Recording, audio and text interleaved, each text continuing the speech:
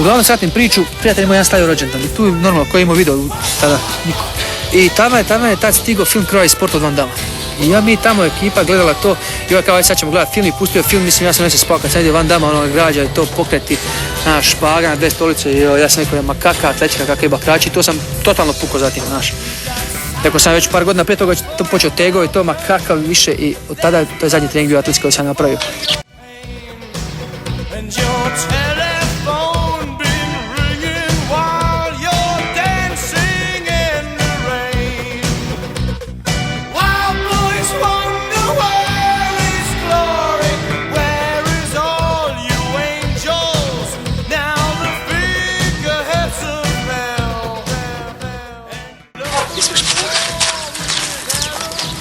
Šta da se nađete u ringu?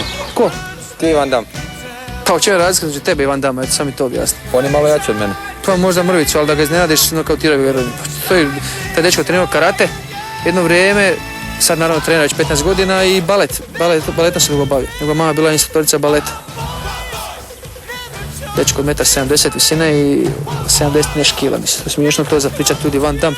Šta to znači film? Šta gledaš Batman, onda ovaj leti, valjda glumac taj koji je ovaj Spider-Man sad. Šta hoćeš reći, da bi ti njega stukao? Koga? Van Damme. Da, nemoj, ovo je ozbiljni dio sad, nemoj mi te smiješne što sve. Kakav Van Damme, kakvi bakrači.